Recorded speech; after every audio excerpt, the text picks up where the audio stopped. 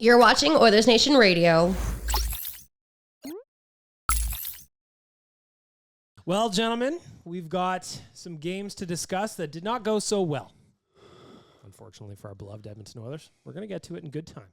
First, we got a delicious debate. Tyler, I know you're thinking about it. Mm-hmm. Use your head on this one. With more than 4,400 hair salons throughout the United States and Canada, Great Clips is the world's largest hair salon brand and official hair salon of the NHL. Salons are locally owned and operated and open 7 days a week. I almost said 24/7 again. They are not open 24/7. 7 days a week. 7 days a week, definitely, yes. But if you go at 3 a.m., they're closed. Your time is valuable. Use the Great Clips check-in app. See the wait times. Check in on your phone and get your hair cut when you want. Not at 3 a.m. For more information, check out greatclips.com. Great Clips. It's going to be great. Mr. Yaremchuk, what do you have for a delicious debate for us today? Don't worry, the Oilers will turn things around after they win the Heritage Classic. Oh, hell yeah. Reading last year's notes, huh? Hey. Somehow their first 3 games, the start is worse than last year. Will Jay Woodcroft be the coach by November? Still on the payroll. Fire him again, I say. Put on a statement. No, your delicious debate is this. Oilers, 0-3 start to the year. Not great.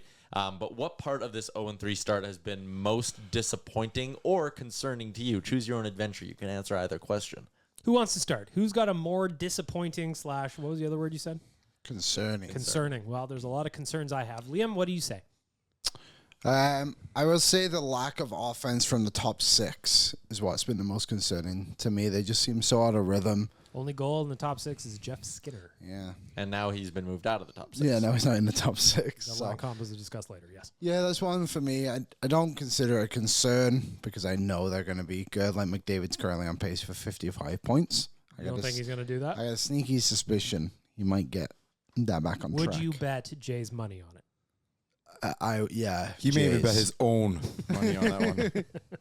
So I'll say, the top 6, disappointing. Dan, what do you got? Concerning or disappointing? I think you can even take that a step further, and it's like the top guys have not been able to really just take a hold of the game yet. And again, we know it's coming, but I think this team is guilty of it in the past season, and then now again this season, of just kind of waiting for the big boys to do something and wake up the team and get them all spiced up, and it just hasn't happened in the first 3 games. Rick, what do you got? It's everything. It's just like last year again. No, there's you got problems on every little nook and cranny of this team right now. Not one part of the team is playing to its potential.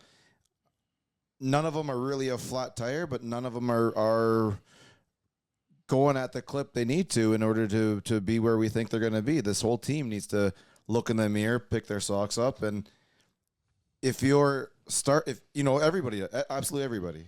From goaltender to Connor to Stetcher to everybody. Mr. Tyler Yaremchuk, it is your 27th birthday today. Yep.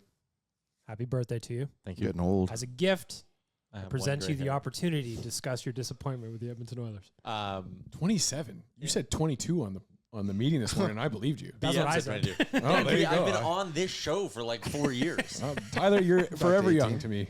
That's fair. I did start at TSN 1260 when I was 18, so I'm nearing in on a decade in the media. Wow. Yeah, Holy. racking them up quick. Burn through those ELC years real fast. Happy birthday, buddy. Thank you. I think what Liam said about the top 6 not producing, like, it's not concerning for me because they're going to wake up at some point, but it is disappointing because I think they maybe didn't take the preseason as seriously as they should have, and that's from the coaching staff onto the roster. I think there wasn't enough concerted effort at getting the guys playing a hyper-competitive style. And, they do the thing where they move the Stanley Cups, and Connor, before the season opener, said enough about last year, no more questions. And it was like, okay, this group should have learned a lot of tough lessons during that playoff run. They should be ready to come out and just be dialed right in. And yet they aren't. And I don't think it's like they're sitting there going, oh, this was supposed to be easy. What the hell? But for some reason, they're just not in the right headspace with all of this. And, they're a resilient bunch. I think any idea that, they're folding or whatever, they fold under pressure, they were facing elimination against Vancouver. They rallied against Dallas, and they were down 3-0 in the Cup final and forced a 7th game and made that 7th game really, really close. They know how to be better than this. And what's so disappointing is that, if you would have been like, Tyler, the Oilers are going to start 0-3, what went wrong? I would have been like, Skinner and Pickers suck, which they kind of do. And I would have been like, the defense is a massive problem, so they're losing games 6-5. I wouldn't have been like, oh, McDavid and Draisaitl look pedestrian. Nugent Hyman are something worse than pedestrian, and here we are. I think for me, the most disappointing / concerning thing is the lack of urgency through 3 games. I think that you didn't really see the Oilers kind of pour it on. Well, actually, no, I'll take that back. Against Calgary on Sunday, they started the game actually quite well. Yeah. Goal from Skinner, minute 16 in. You're like, all right, boys are back. They're on their way. Battle of Alberta will come up. But once the 2 goals got disallowed, and we're going to cover those, I just thought that the team went, no. And the shoulder slumped a little bit. And they didn't have any urgency until later in the third period when Calgary was already up 2 goals. And that's frustrating because this team is way better than what we saw. And it's just annoying that they haven't elevated their own level to where they can play at. I think it was Knobloch who said it after that game, though. He said they're just coming out here to play hockey. Like, that's all they're doing. They're going out there to play hockey. No one's going out there to win. No one's going out there to win their battles. They're coming out to play hockey. And you're not going to win when you just go out and play hockey. They got to start winning their battles, one-on-one battles, go get that puck, and things will come around. They're doing a lot of like poking and praying. That's the way John Goins put it to me. They're poking and just saying, okay, if I fling my stick at the guy, maybe I knock the puck loose and it's a 2-on-1. I think about that Rasmus Anderson goal where McDavid stops skating. Hyman gives the little like half-assed, like, oh, I jumped at him. Look how hard I tried. And then Bouchard was just assuming Anderson wanted to skate into the corner for no reason. Like, that whole play was a mess. That goal sucked. The goal against Winnipeg we broke down where Arvidsson just goes for a change in the middle of a shift. Or the one that didn't happen where Bouchard gave the puck up at the blue line and just kind of was like, I guess Stu's got it. Yeah. The Derek Ryan goal that got called back, if you're Victor Arvidsson, like, if you're dialed into the game, you don't go offside there. Because it's not like he was just offside. He was way offside. And it's not even like he was coming full head of steam and his guy made an extra move. He was standing still and then was like, well, time to go, and just like took a step. Like, the mental mistakes from like Bouchard, McDavid, Hyman, Arvidsson, it's like, these are like, veteran again, guys. This is not like they put Noah Philp on the team and he had a couple bad games. It's not even, I know he hasn't been great, but like, this isn't even like Dermott, Emberson, and Stetcher are like miles worse than we thought they'd be. They haven't been good, but like, they're losing games because of their big guys. Nobody's playing to their fulfillment. But yeah, and that's ultimately my concern is that, like, boys, your level is a 12 and you're playing at a 4, 3. Yeah. I think like, crank up that urgency. I just came up with a new concern. Go ahead. It's the fact that this team is doing the exact same thing as they did last year, where it just feels like this team needs to be punched in the mouth during the game to really kind of wake up and show up for it. But they don't have anybody to punch back. But that's the 73 would never have allowed that to happen to the goaltender. And nobody said we needed. Some people said, and this isn't Tyler, but some people said, you don't need that type of aggression. You don't need that physical. Yeah. And I know you've said that before, but I'm not. This is not going to you. It's his birthday. Damn it, Rick. Show no favorites. Show no favorites. But again, like, the point. But someone's just got to punch back. So, like, with that, like, you could say, yeah, like, okay, Vinny would have done something there. But we also can't sit there and look at a team that's been on playoff runs and has been together, a tight-knit, cohesive group. How long have the core important pieces of this team been together for? Almost a decade. It's year 10 for Connor McDavid. Mm-hmm. It's not like Vinny left and they went, well, let's go back to playing like little scaredy cats. Like, no, but it's not being scaredy cats. It's just not, nobody takes that initiative to take that first step. And some guys, and somebody like Vin, that he didn't matter. Cody Ceci, to like him or not, was going to do something. And you don't do it there because obviously there's nobody else around except for the referee who decided he didn't see anything. However, you would have found an opportunity to get him later.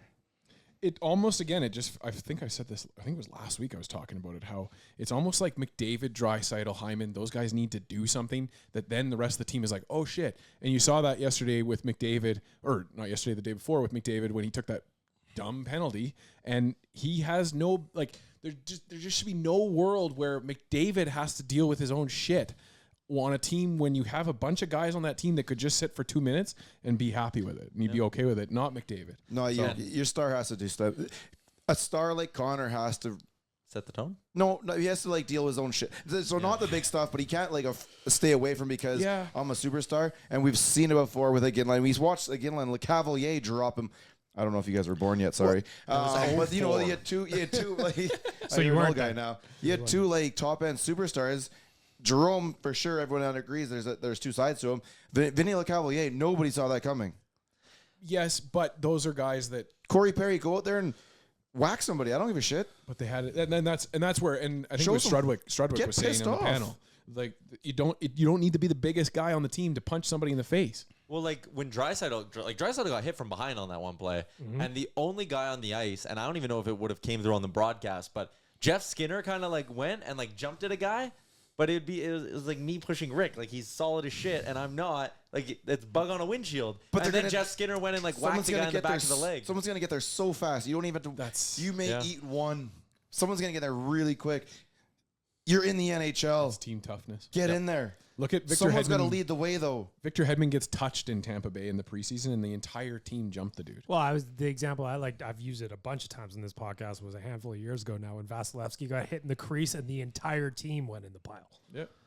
Yeah, it's just you got to do something. You got to have that give a shit. I like to see that goes to the urgency again. Let's crank it up, boys. Preseason's over. We're going for real. Yeah, they just don't look like they're going for real. But I do think, and people won't agree with me here, but I think they've gotten better every game. I think the first game they looked really bad. I think they looked better the next game. I think they looked better again in 6-0. game 3. I think 5-2. Not good enough. Not good 4-1. enough. Not There you bad. go. Improvement. goaltending. And in they there. had 3 goals last game. They did have 3 goals. I actually agree, Rick. It's Definitely 2 goals. It's very Definitely frustrating, though. They- Concerning, they've I'm not been- concerned. They've been a bit unlucky as well in You're not some allowed to say that. regard. I'm They're not also allowed to say it. shooting It's like bad. on Not the allowed. it's like on the show today. We were talking about how poor the officiating was on Sunday, and people complaining about the refs. It's like, it's okay to say that the refs are bad. It if was they not were the bad. reason they lost, No, but but they were it's a bad. contributing factor. Just like last year, everything was going wrong. Bad bounces, bad this, bad that, bad. And Same Well, it's thing right even now. like you look at that one goal. I think it might have been 3. When McDavid took that penalty, made it 4-1. They go to do a cross ice pass. Nurse has a stick in the lane, and it's somehow just like there was no space between him and Pickard, and it somehow looped over Pickard. And people So still how out there often blame is Nurse that? for that one. Yeah, and it's like, how often is that actually happening? You know, the Bad 3 bounce. goals disallowed. I think they've hit the post 3 times. Like At least. goal, like Peter Mrazek plays pretty well on Saturday to his credit as well, and they've been unlucky. They're not playing good. I don't think they've really deserved to win any of the games by any means, but it's not as bad as it seems. And The Oilers are also shooting at just gonna 3% say right now, which Yeah. is last year they shot well over 10. So like this is just a little bit of bad luck. Another thing too that comes to mind is I was putting the game notes together for tonight's game against Philly, and Jeff Skinner currently leads the team with 12 shots on goal, which is as many as Hyman, Henrique, and Arvidsson combined. That's good to know for no particular reason. And I'm not saying that, hey, love the game. I'm not saying shot volume is always the answer because you can have bad shots from the point that are never going to go in. But those guys need to put more pucks on net. We've Shoot got the damn 3 puck right now. games under our belts now, and 12 shots combined for those 3 guys. Well, so how many shots did Skinner have there? Sorry, 12. 12. So one of them was obviously a goal, and the other one was he shot on that Perry goal, and Perry got the rebound. It went in, like lucky bounce to get off. Go to the net, But put you're pucks on shooting net. That's what pucks. Like, happens. Yeah, put pucks on net. The Skinner goal was literally just a shot from Ekholm from the point. How That many times bounced have we off and cut Skinner through found the it. middle Yeah. and not shot? They've been in the middle, in between the posts, or maybe outside of Totally. that, and they've taken to the outside instead. Know how you Get to don't- the middle, shoot the damn puck. Know how you don't score on a lucky shot? You don't Don't kick shoot. it. Can I give you guys another one just on the shots PM? Go for it. Evan Bouchard at all strengths. This is power play and penalty kill. Individual Corsi events. So that is individual times that Bouchard as an individual has directed a puck towards the net, taking a shot attempt 24 times. You want to guess how many of those have gone as a shot on net? Oh, I know 2. the answer. 6. 4. It's 4. Damn it. He has attempted 24 shots. And So is there a breakdown of blocks and misses? Do we have a new shin pad assassin? Well, that's what I want to know. Is it blocks or No, or are they misses? he's- Because there's he's- some misses in there They're- that are annoying me If too. you right watch him, a lot of those shots we'll call them, are him like shooting behind the net so that it bounces out to the other side. Like he's like strategically missing the net on plays. And that Well, one shot he that's had, been a play for decades. I know, but it's just like, okay, actually hit the net Lidstrom though. in Detroit was doing that. to So us. the one Oh, shot you had everybody. last game was in the same sequence that Ekholm shot the puck off the pad and Skinner scored. Literally happened in the first minute of the game and didn't shoot so again. Corsi is all shot attempts, and Fenwick is all unblocked shot attempts. So the gap between those two should be your blocked shot attempts. His Fenwick is 5, his Corsi's 24. So does that not mean he's had 19 blocks? blocked shots? Yeah. Holy moly. The Oilers are getting a lot of blocked shots right now. They are just like their shot selections have been poor too. Well, and Bouchard particularly, not to rag on the guy, because again, he is great. The amount of times that he's double clutched and then so fired it at a annoying. guy, it's like, yeah, dude. which is very abnormal. And usually, to his credit, he's good at like the look and then drag. But right now, he's just They're like, not buying it right now. Yeah, and shoot he's- it. Everybody get first touch, move it. Can Hammer you it. find how many shot attempts they had against Chicago on Saturday? Because I'm sure at one point it said they had 30 shots and Chicago had blocked like 30 shots. So that means there was probably at least like 10 that went wide. all strengths over the 60 minutes, 96 There you Corsi go. 4 events, 38 of them turned into shots on goal, and 57 of them Fenwick. So again, like half their shot attempts are getting blocked. Yeah, that's crazy. So maybe they do need the extra pass. But no, because we're not shooting from there. We're taking to know the it. outside, then trying to shoot. Get to Yeah. the middle, then start shooting. Or if you're going to shoot from the outside, fuck me, get some traffic in front. Yeah. There's a lot that have just been going right to the crest on the goalie, easy traps. I hate that because you'll see the defenseman get it, and you're like, don't shoot because there's nobody there. And the world's like, shoot, shoot, shoot. Well, that's different. And that's just frustrating, too. Like, it's don't shoot it because there's like, I can see it from here, and I'm in row 12. Goaltender can see it because he's a hell of a lot closer. But like that's kind of my point is if you're going to shoot from those areas, you better have people in front of the net. Yeah, that's when you end up bringing around the boards again. Wait for that line You change. to go better over what the have hell's some going on. chaos going on in the crease if you're going to do that. yeah. Otherwise, it's just like a wasted shot. But then again, it's getting to the tough areas and being engaged. And right now, they're not. Also, just more context to the 96 Corsi 4 events in a game. That ranks 14th amongst all games, Oilers whole league, every game in the season. That's 14th over the last 2 years. And out of those games that are ahead of them, Just Oiler games? no, like whole league. And out of those 14 that are ahead of them, 1, 2, 3, 4, 5, 6 of them were overtime games. So if you do regulation games, the Oilers, in terms of shots directed or attempted, that was the 8th most any team has had in a game in the last 2 years. So maybe that's a thing to look at and go, again, if the Chicago loss or the Calgary loss happened in February, maybe we're not freaking out that How much. many of those that were in the top 8, besides ours, ended up in losses for the team? Well, generally speaking, when you outshoot the other team at least 2-3 to 1, you're probably going to win. This is kind of most of the why. time. This is why I'm not worried or concerned. I am frustrated as hell, but Of those 8, how many involved last year's San Jose Sharks you had? Oh, no. 1, 2, 3. Only 3 of the 8, but that's still in pretty the last high. 2 years, The PDO that the Oilers have right now is just they're getting demolished. Like I said, 3% shooting, 3% shooting percentage, and a second to last place save percentage. These are 5-on-5 at 809. So those are going to go back to more towards normal at some point. We'll be fine. We'll be fine. It's just annoying in the moment. However, that's just it. It's just frustrating. Stop losing your mind, people. Like the way, like with some of the things you're reading out there. It's or if just, you are going to lose your mind, go to Oilersnation.com and click some ads. oh, that's fine too. You know, help give Tyler a birthday present. Mm-hmm. And there's nothing he wants more than you to go to the website and click some ads.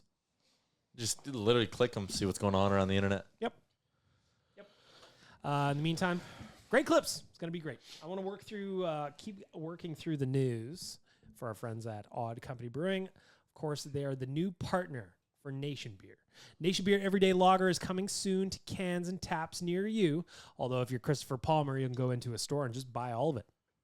He had a couple of flats already, our boy Chris Palmer. Do we like the move or is it selfish? I say it's good. I say it's good planning. Yeah, that is good He planning. lives in Calgary, I guess. I give him the benefit of the doubt. Well, Yeah. as a person that still hasn't been able to drink it because my coworkers drink all the beer in the office, I understand. See, that's why you got to get multiple flats. You're not part of a large family, though, are you? I'm not. I No. have So like family. dinner table. What you Swore weren't him off. worried about grabbing that last piece of chicken because ain't no one else was grabbing it. No.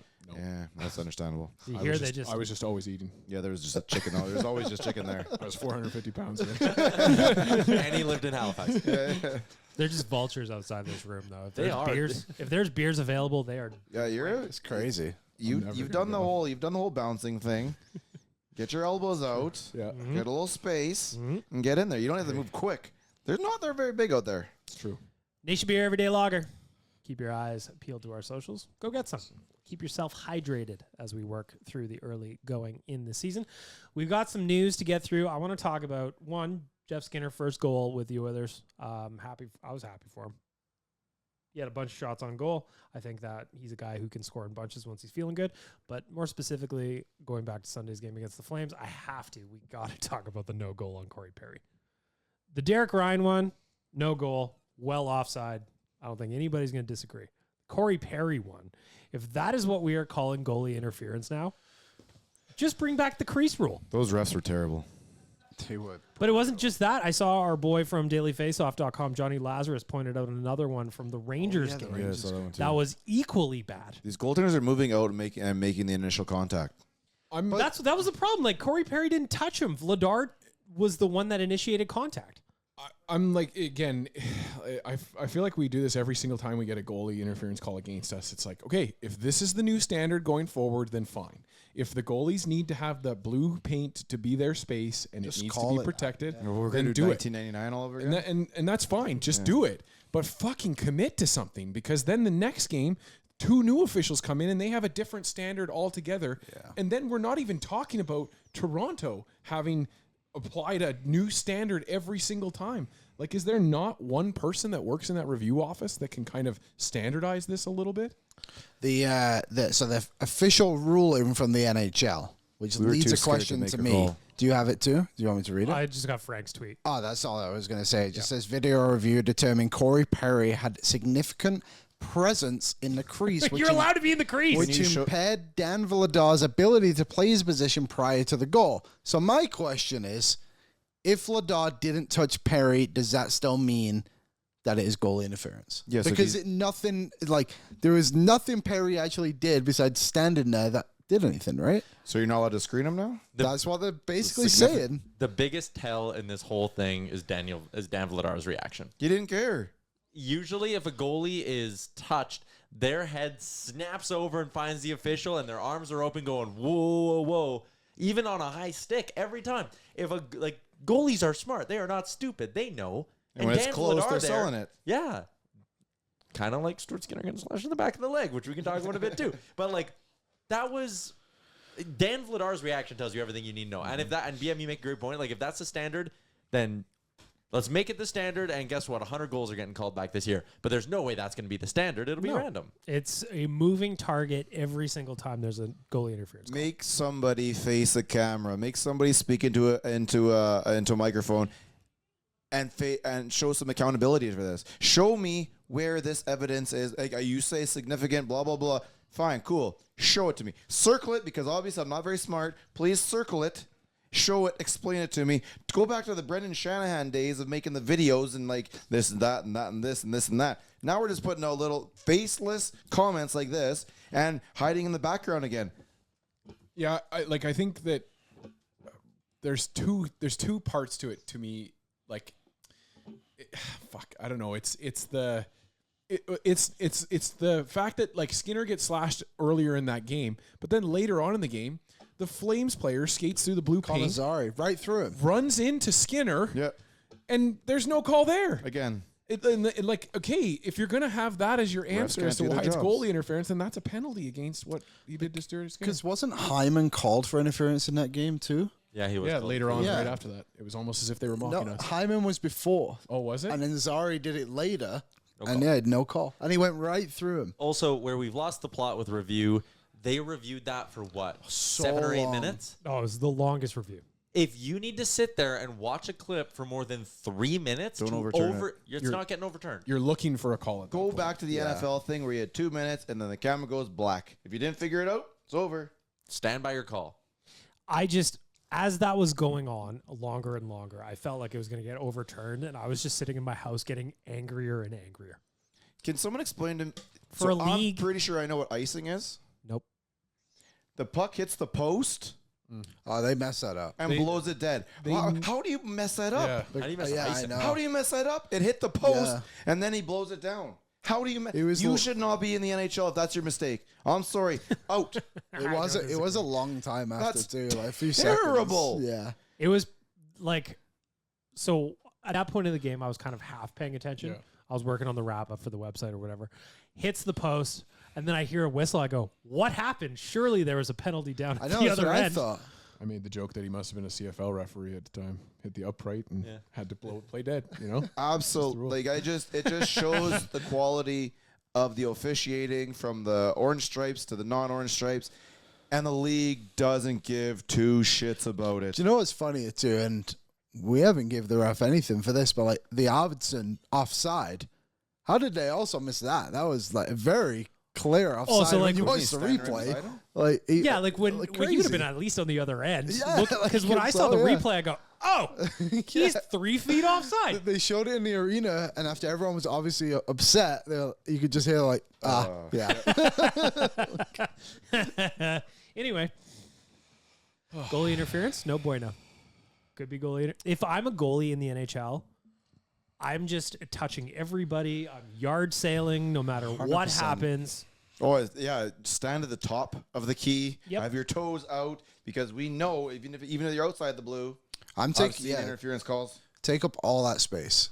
Even like the Arvidsson one on Saturday was goalie interference. Don't get me wrong, They pushed it. He took like but 2 steps he, in. he the blue. did. But also too, like where Mrazek was when that contact was made was not in his goal. No. He was well out of his like the goal frame, still in his crease, but like he wouldn't have made the save either way. I don't think. It was very funny, though, to watch Arvidsson kind of like try and bulldog his Well, way. he started pushing.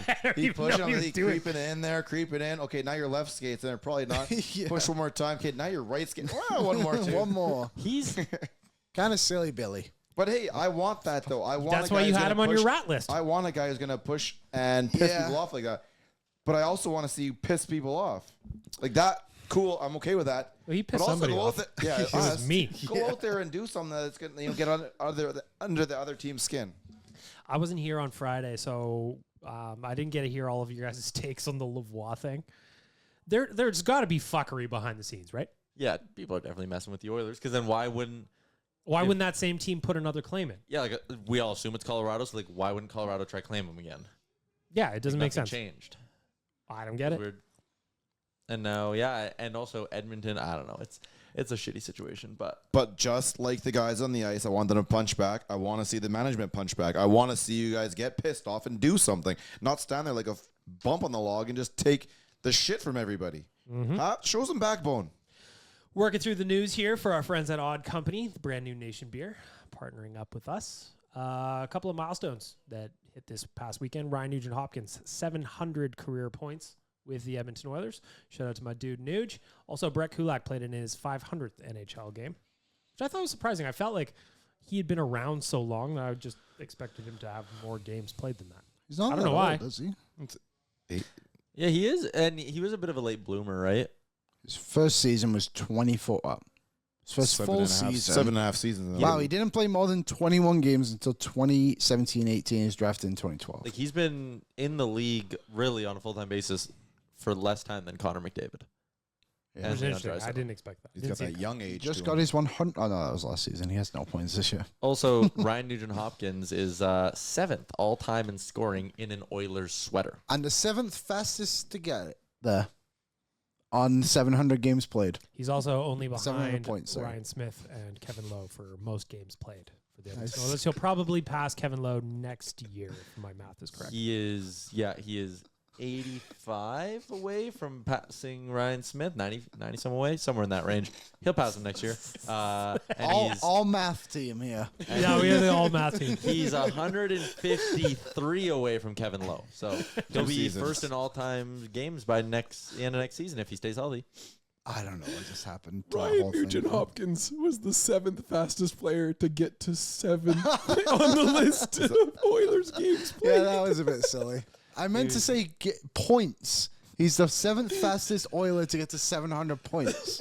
There you go. The 7th fastest Oiler to get to 7. Because he's only been 7. Oh, so he did it slower He than did it all slower those than other anyone guys. else. That's not a compliment. Yeah. This is why you listen to this podcast, for analysis and math. Two things we excel at. I have another stat, which Go I ahead. thought was crazy. I said it in Go a for meeting today. Did you know nobody has ever played all 1,000 games for the Calgary Flames? Jerome McGinley is the only player to ever play for the Flames Can you just check that? To play over 1,000 games. Wait a minute. Yeah, isn't Michael that Backlund is 7. Yeah, away, he's though. going to get there. But I thought that was kind of crazy.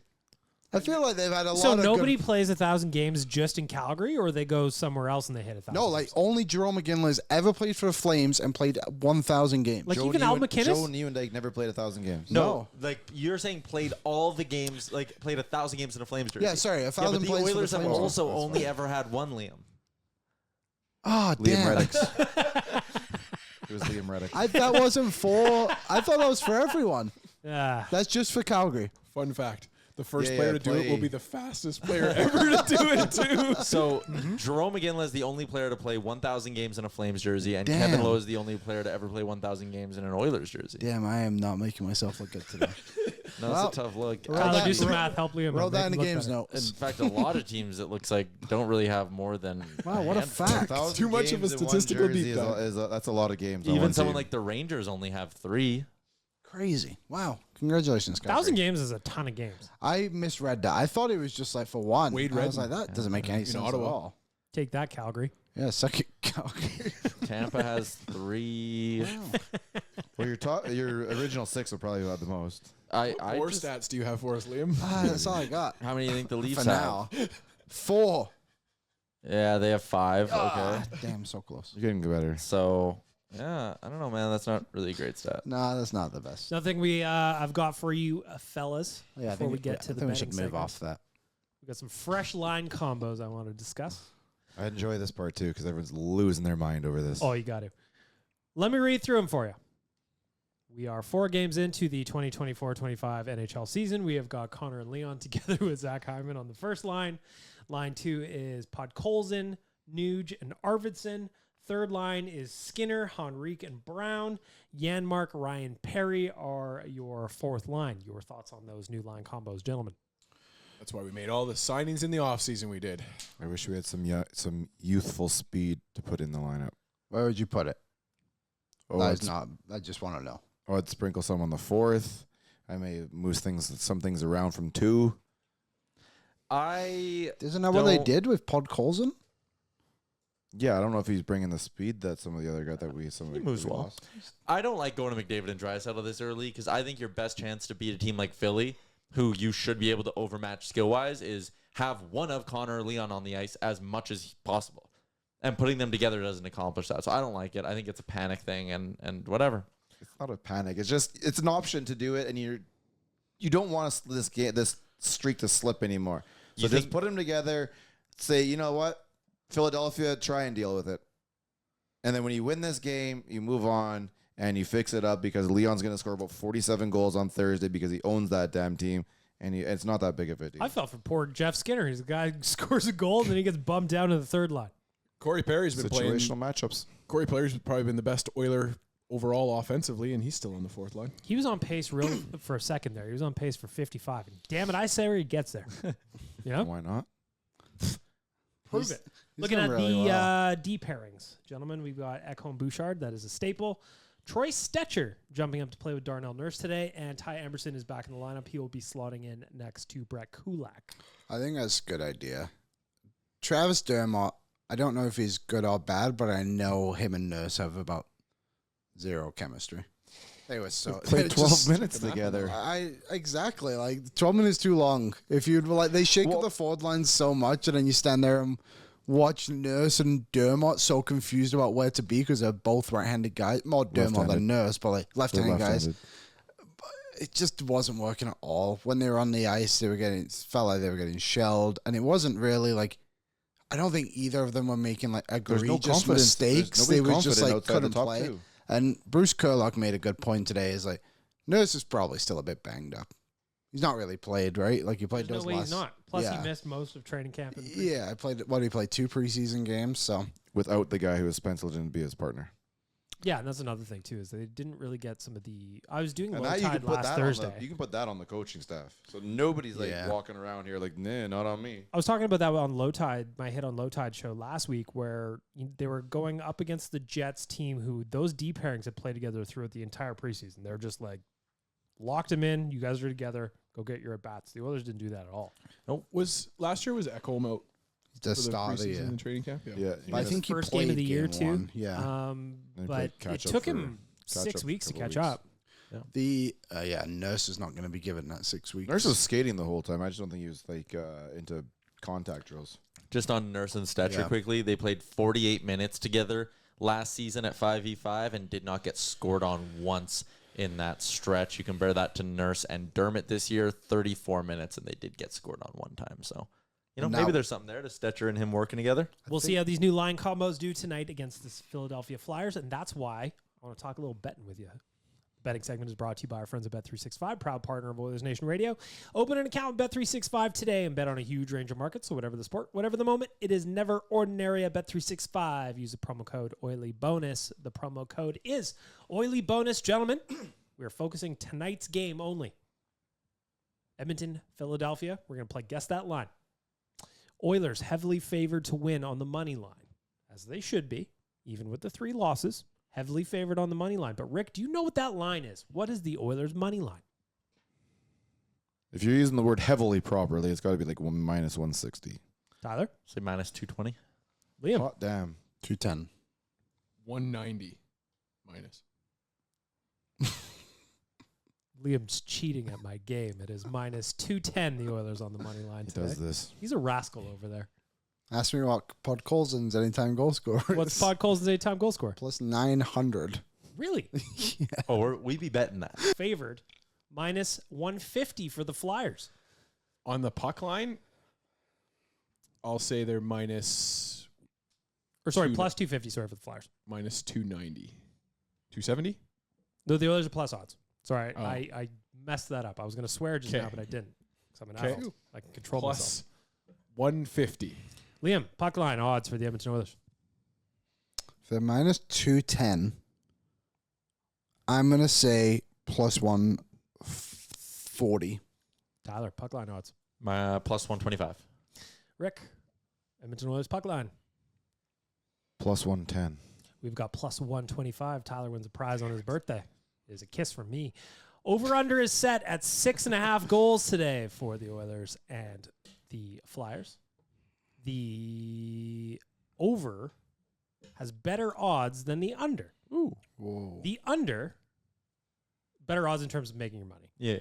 The under is minus 115, gentlemen. What would be the over? Over 6.5 goals. Tyler, Should be minus 105 then. Liam, over 6.5 Or goals. even, or Guess that line for I our was friends at gonna say- Bet365. Even. Even money. Dan? Minus 110? 105. I'm going with Tyler here. Minus 105 is the correct answer. Rick and Tyler get a sunshine sticker on their report cards from me. Dope. Let's do a little anytime goal score. We already go Pod Colson. He's juicy. Second line tonight. looking at him. Second line. Anytime goal scorer, real fast. We're going to rip through these. Draisaitl. Let's just call it minus 130. I was just looking at it, so I can't. I'm Oh, out. Tyler's a was it? cheater. I know all of them. Liam? Plus 130. Dan. Plus 125. Tyler, the answer was Plus 105. Ah, minus 105. Sorry. Line moved since I prepped. Oh, it's still plus 105 on my screen. Line moved. get it in. Get it in, people.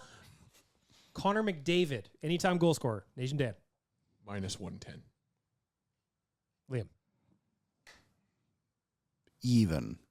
Steven for Liam. Minus 125.